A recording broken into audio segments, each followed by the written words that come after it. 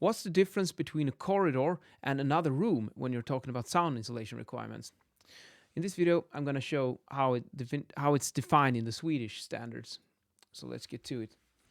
Well, the first case is pretty obvious. Let's say you have a classroom, for instance.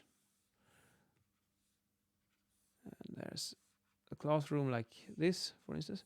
And then you have the door here where you enter. So this is obviously a corridor. So then between these two spaces, you would have the corridor requirement. Actually, there are.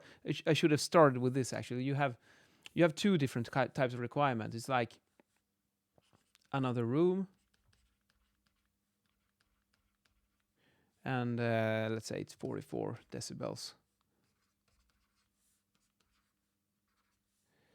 W prime and corridor.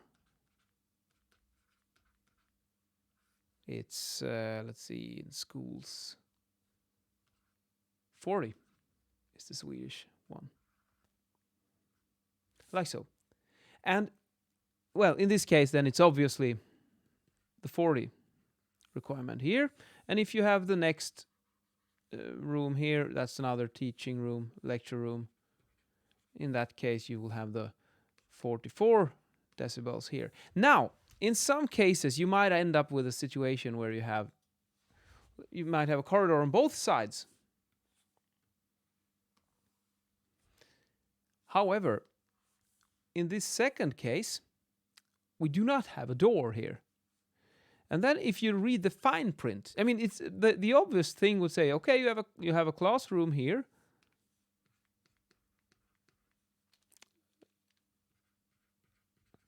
And you have corridor, and you have a corridor here.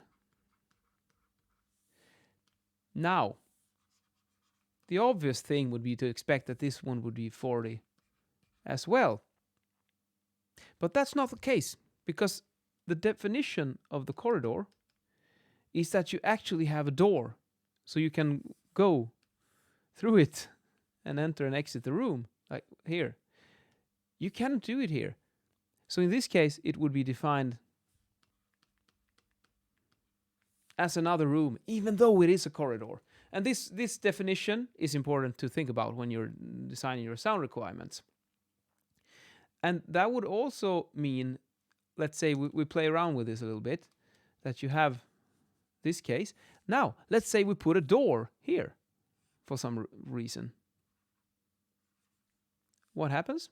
Well, you're going to get the 40 requirement here. And now you just turn this one into another room, because now there is no door in between them. And then you will have 44 dB here instead. So depending on where the doors are placed, you might end up with a bit of different sound requirements on between these different spaces, even though they might look as if they are the same, but it's not always they are. And the rabbit hole goes deeper, because then if you look at, I know there's some exceptions to these rules, of course, but in most cases this is how you treat it. But I think I don't remember by heart which one it is, but it's might be offices or something, that they actually can define a corridor as a corridor even though there is no door in between them. But that's more like an exception and not the rule. This is the one that you will most often come across in the Swedish requirements, that is. So think about that. And in tonight's video, I'm not very stylish at all. I'm just wearing a fleece jacket because it's really, really cold up here in the north. See ya.